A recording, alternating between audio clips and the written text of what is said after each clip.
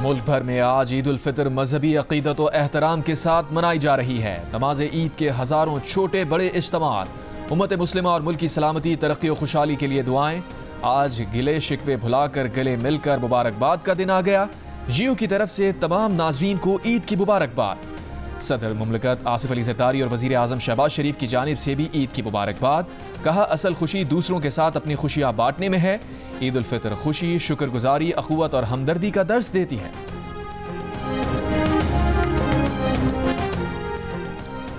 वज़ीर आज़म शहबाज शरीफ ने जाती उम्र लाहौर में नमाज ईद उल फितर अदा की। वज़ीर इत्तलात अताउल्लाह तारड़ और हमजा शहबाज भी पहली सफ में मौजूद थे। गवर्नर हाउस कराची में गवर्नर सिंध कामरान टिसोरी, वफाकी वज़ीर तालीम और साइंस खालिद मकबूल सिद्दीकी, रहनुमा MQM फारूक सत्तार और दीगर मौसूसीन की शिरकत। मेयर कराची मुर्तज़ा वहाब ने पोलो ग्राउंड में नमाज ईद अदा की और वज़ीर आज़म के मुशीर राना सनाउल्लाह ने फैसलाबाद में नमाज ईद पढ़ी। लाहौर की बादशाही मस्जिद में नमाज ईद उल फितर का बड़ा इज्तिमा।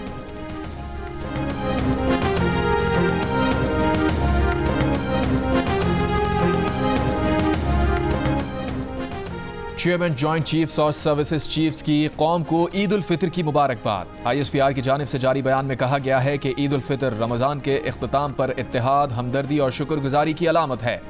जवानों अफसरान के लिए ईद की खुशी अपने ख़ानदानों से दूर रहकर कौम का दिफा है। फौजी जवान ख़ानदान से दूर अमन, खुशहाली और हम आहंगी को फ़रोग़ देने के लिए कोशा हैं। ये दिन हमें कौमी हीरोज़ की बेमिसाल बहादुरी, अज़म पर गौर का मौका फराहम करता है। सिपाहियों की कुर्बानी, अहले खाना के गैर मुतज़लज़ल ताउन की कदर करते हैं। ईद पर यकजहती, मोहब्बत और एहतराम के जज्बे को फ़रोग़ दें।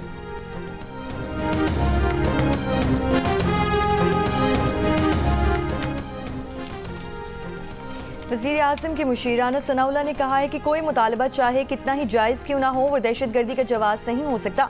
फैसलाबाद में नमाज ईद उल फितर की अदायगी के बाद मीडिया से गुफ्तगू में कहा कि मासूम लोगों को हलाक करना किसी सूरत बर्दाश्त नहीं किया जाएगा।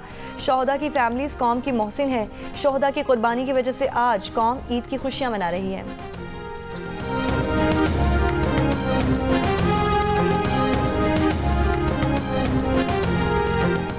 वज़ीर इत्तलात सिंध शर्जील मेमन ने कहा है कि पीपल्स पार्टी नहरों के खिलाफ थी और रहेगी। कौमी यकजहती के लिए ईद के मौके पर वज़ीर आज़म ऐलान करें कि कैनाल्स का मंसूबा ख़त्म कर दिया गया है।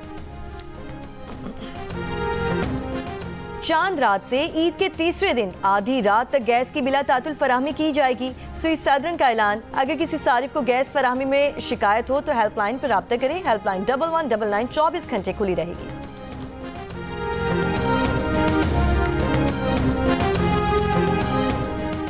कराची के इलाके औरंगी टाउन गुलशन बिहार में चांद रात में लूट मार करने वाले 2 डाकू शहरियों ने पकड़ लिए। शहरियों के तशद्दुद से 1 डाकू हलाक, 1 जख्मी। सुपर हाईवे पर डकैती मज़ाहमत पर फायरिंग से 1 शख्स जाँ बहक। कुरंगी इलियास गोट में भी 1 शख्स जाँ बहक। कराची में चांद रात पर फायरिंग से 11 अफराद जख्मी हो गए।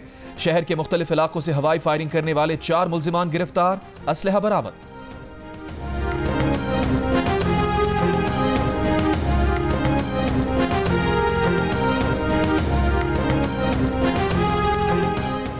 महकमा ट्रांसपोर्ट सिंध का जायद किरायों के खिलाफ क्रैकडाउन। जायद किरायों के 1 करोड़ 60 लाख रुपए मुसाफिरों को वापस। वज़ीर ट्रांसपोर्ट सिंध शर्जील इनाम मेमन का कहना है कि ईद के दौरान भी किराया कंट्रोल में रखने के लिए मुहिम जारी रहेगी। जायद किराया लेने वाले ट्रांसपोर्टर्स के खिलाफ सख्त कानूनी कार्रवाई होगी। मुसाफिर जायद किराया वसूली की फौरी इत्तला दें। कानून सबके लिए बराबर है।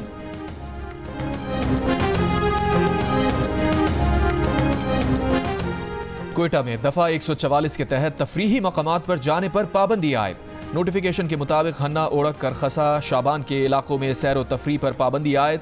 पाबंदी अमन व अमान की सूरत हाल के पेश नज़र आयद की गई है। बहुत अच्छा है, बहुत अच्छी फैसिलिटीज़ दे रहे हैं कि फ्री ऑफ कॉस्ट इतनी अच्छी मेहंदी लगवा रहे हैं ये, और चूड़ियाँ भी हमें मिली हैं, बच्ची को भी, मुझे भी। यहाँ पे हम लोग फर्स्ट टाइम आए मेहंदी लगवाने और बहुत माशाल्लाह अच्छी मेहंदी लग रही है और मज़ा भी आ रहा है। कराची में चांद रात पर गवर्नर हाउस में खवातीन के लिए मेहंदी लगाने का इंतजाम, चूड़ियाँ भी तकसीम। गवर्नर सिंध कामरान टिसोरी ने कहा कि रमज़ान में गवर्नर हाउस को रोशनियों से सजाया गया। गवर्नर हाउस सजाने में हुकूमत सिंध का 1 रुपया भी खर्च नहीं हुआ। अल्लाह ने हमें लोगों की खिदमत का मौका दिया है। डंपर हादसात पर चीफ जस्टिस ऑफ पाकिस्तान और सदर मुमलिकत को खत लिखा है। कौम ईद की खुशियों में अफवाज पाकिस्तान को ना भूले। अपने घर वालों से दूर रहकर खवारिज से लड़ने वाले एहलकारों को सलाम है।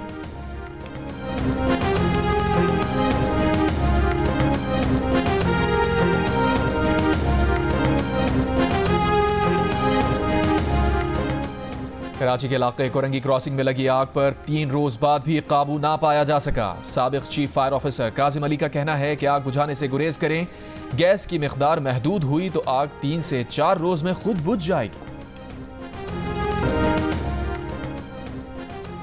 जंग ग्रुप के साबिक चेयरमैन, पब्लिशर और अखबार जहां के साबिक मैनेजिंग एडिटर मीर जावेद रहमान की 5वीं बरसी आज मनाई जा रही है।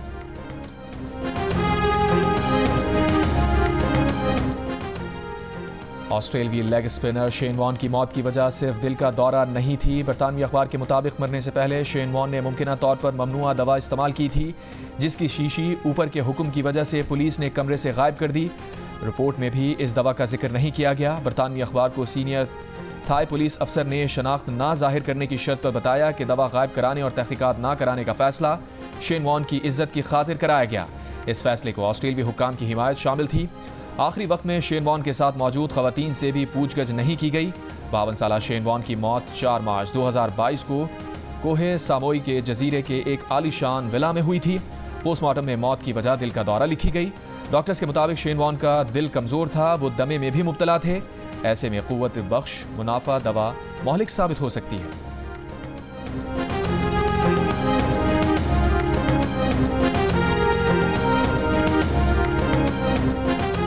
ईरान ने अमेरिका से बराह रास्त जौहरी मुज़ाकरात से इनकार कर दिया। अमेरिकी सदर डोनाल्ड ट्रंप के खत पर ईरानी सदर ने कहा कि अमेरिका से बिलवास्ता मुज़ाकरात का रास्ता हमेशा से खुला है।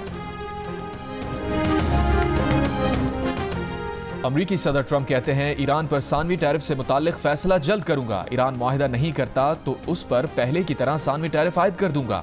रवा हफ्ते तमाम ममालिक पर इजाफी टैरिफ आयद कर दिया जाएगा। यूक्रेनी सदर मादनी मुआहिदे से पीछे हटना चाहते हैं। यूक्रेन के सदर ने ऐसा किया तो उन्हें बड़े मसाइल का सामना करना पड़ेगा। यूक्रेन नेटो का रुकन बनना चाहता है, लेकिन वो कभी नहीं बन सकेगा।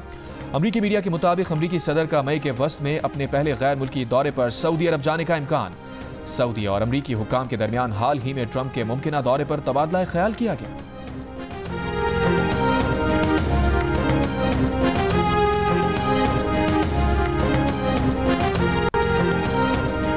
म्यांमार और थाईलैंड में हालिया ज़ल्ज़ले की ताकत 334 एटम बमों से खारिज होने वाली तवानाई के बराबर थी।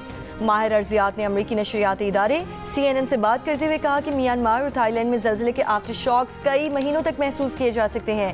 अब तक म्यांमार और थाईलैंड में ज़ल्ज़ले से हलाकतों की तादाद 1700 से ज़ायद। माहिरीन को खदशा है कि हलाकतों की तादाद 10,000 से भी तजावुज़ कर सकती है।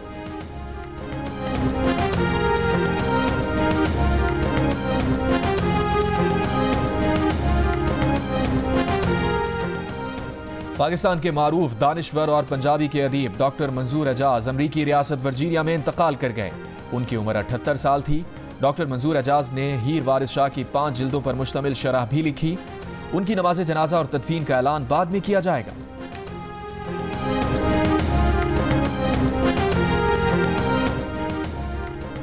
गाजा में ईद उल फितर पर इसराइली वहशियाना बमबारी से शहीद फ़लस्तीनियों की तादाद 64 हो गई। फ़लस्तीनी हुक्काम के मुताबिक शहीद अफराद में बच्चे और ख़वातीन भी शामिल हैं। इसी दौरान 14 लापता फ़लस्तीनियों की मैयतें मिल चुकी हैं। इनमें तिब्बी अमले के 8, सिविल डिफेंस के 5 और अक़वाम मुत्तहिदा का 1 रुकन शामिल है। ये लोग जनूबी गाजा में रफ़ा के मकाम पर इसराइली गोलाबारी की जद में आए थे।